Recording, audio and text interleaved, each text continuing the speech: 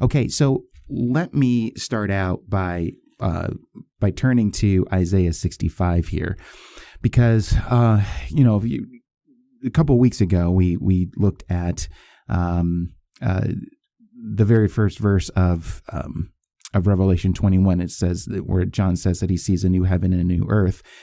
And we pointed out how, the new heaven and the new heavens and new earth is mentioned in Isaiah 65, and also in chapter 66 of Isaiah as well. And one of the things that I intended to do, not at that time when we were looking at verse 1, but last week, I meant to bring up something in comparing Isaiah 65 with Revelation 21, especially as it relates to the whole thing we talked about last time of there being no death or mourning or crying or pain because the old order of things had passed away. And hopefully get rid of some confusion that some people have, because people who are familiar with Isaiah 65 and the particular area where it's talking about the new heaven and new earth, their attention will go to, let's see, where is it here? In verse 20. So Isaiah 65, verse 20, and this is in the description, this is describing the new heavens and the new earth, where it says, no more shall there be in it an infant who lives but a few days, or an old man who does not fill out his days. And even with that, the implication is that, as an old man in the new heavens and the new earth, they will fill out their days, which means that they will live a full amount of time and then die, right? And then it goes on to say in the middle of verse 20, for the young man shall die 100 years old, and the sinner 100 years old shall be accursed. Okay, so people might look at that verse, and again, if you compare that to what we've seen in Revelation 21, because remember, in Revelation 21, when we're talking about the new heavens and the new earth, it says there will be no more death or mourning or crying or pain. So if that's the case with Revelation 21, then how do we describe this whole thing with Isaiah 65 and verse 20, where it's talking about death? And I think the key to understanding this is understanding what is trying to be communicated there and for what purpose. Okay. In Revelation 21, we're given the real deal, the real story as far as what is going to be part of the new heavens and the new earth and our experience in it, and that it will be eternal, and that there will actually really be no more death, mourning, or crying or pain. In Isaiah 65 is talking about the same new heavens and a new earth. But I believe that what Isaiah is trying to do here is he's trying to give his readers how should I explain this? Something that their finite minds can wrap around. Because here's the reality of the situation. The reality of the situation is that we in our finite minds really have a hard time wrapping our minds around that which is of the eternal a lot of times. And this isn't the only area in the Old Testament where the writers do this. They speak in very relatable, understandable human terms in order for us to better understand an eternal reality. So in the new heavens and the new earth, there isn't going to be any death, mourning, or crying or pain. But the thing here that Isaiah is trying to do is that in the, obviously led by the Holy Spirit, is to give the reader an indication of something that in their finite minds would be totally wow. Granted that in very, very, very, very early human history, and we read about this in Genesis, people lived for hundreds of years. Obviously, that's not the case anymore. The life expectancy of a human being, even at this time, has significantly lowered. So if you notice there, where it says, no more shall there be in it an infant who lives but a few days. Now, see, that was something that was common. Obviously not with every human being, but, infant mortality, it wasn't unheard of for infants to die.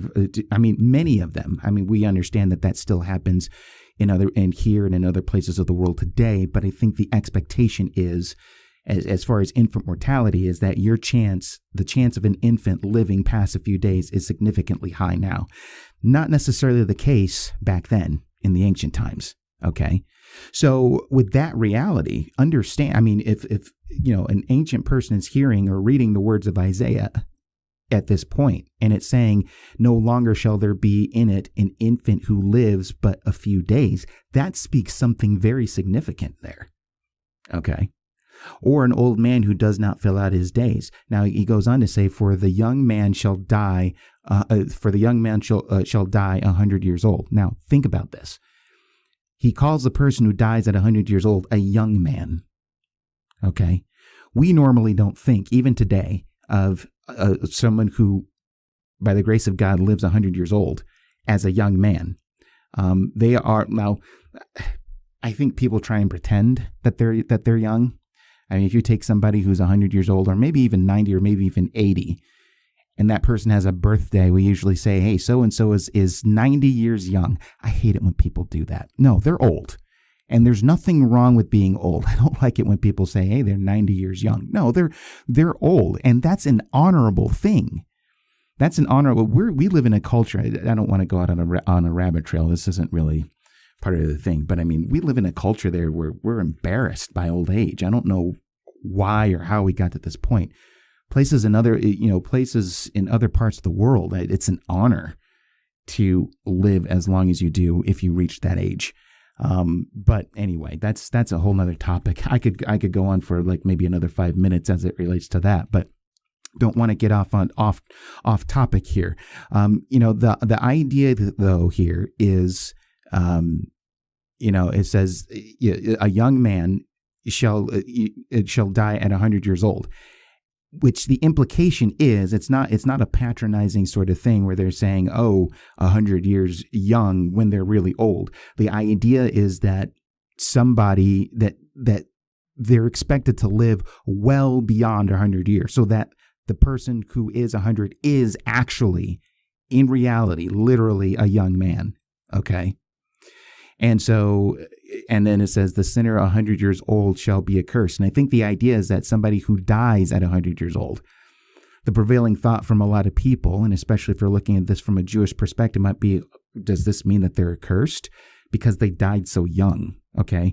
We think of somebody who dies at 100 years old and we just think, it was their time. They were up there in years.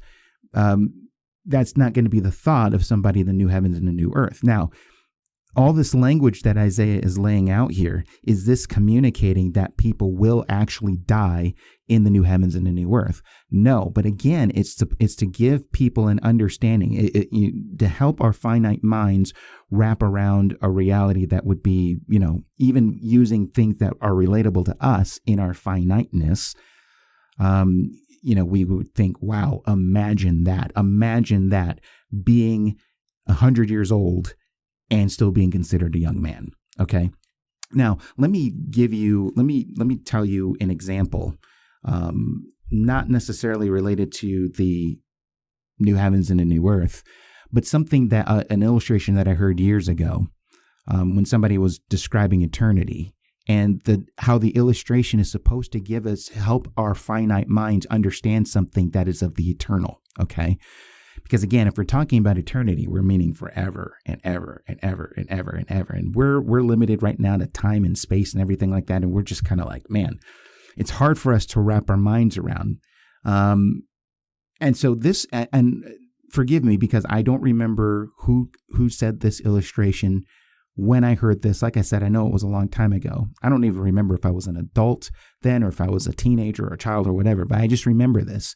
And the person that was saying this was describing this to give us an understanding of what eternity, as far as the passage of time.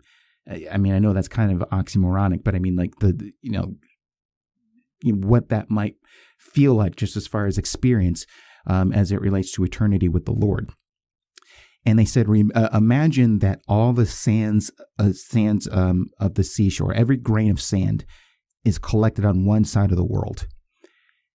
And you have a snail. Now, we know that snails are not fast creatures at all. It says, imagine where a snail would take 1 grain of sand and transport that 1 grain of sand from that one end of the world all the way to the other.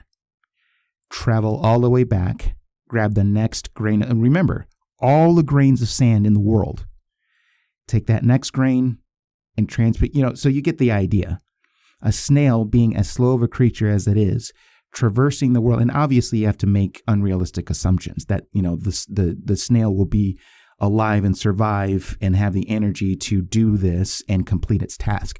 But again, the idea of, imagine that a snail can take one grain of sand, take it from one end of the earth to the other, and doing that for every single grain of sand that is in the world. And once you get to that last grain and it's transported to the other end of the earth, is when eternity ends, right? I mean, of course, eternity doesn't end, but again, you get the idea of what we're talking about there. The illustration is given to give us our minds a little bit of an understanding, something to wrap our arms around, to give us an idea. Wow, that is a really long time. A really, really, really, really, really, really, really long time. And that's the point, to give us something, to relate to as it relates to eternity. Now, is that illustration perfect? No, and it's not meant to be, because even though it might take the snail some millions of years to accomplish its task, there will come a point eventually. It's going to take a while, but eventually it'll come a time where that last grain of sand will have been transported from one end of the world to the other. And of course that brings to an end, everything, but again, it's not meant to be a perfect illustration. And neither is this in Isaiah 65. Isaiah 65 is supposed to give the audience just that realization, that understanding of, wow, imagine that. Okay. So it gives something that the finite mind at that time could really relate to in a very understandable way. To give them a little bit of a sense of the gloriousness of the new heavens and the new earth. Now that's not John's purpose in Revelation 21. That's why you don't read anything about, you'll be considered a young man when you die at 100 years old. They're just laying out, the actual real deal of, hey, in the new heavens and the new earth, there isn't going to be any death or mourning or crying or pain or anything like that. Okay, so hopefully you see the difference there and why it's laid out in as it is in Isaiah 65 and why it talks about death. Is it saying that there's actually going to be death in the new heavens and the new earth? No, it's laid out that way to give the finite mind something to grasp onto, to give it a little bit more of an understanding of the tremendous reality of eternity.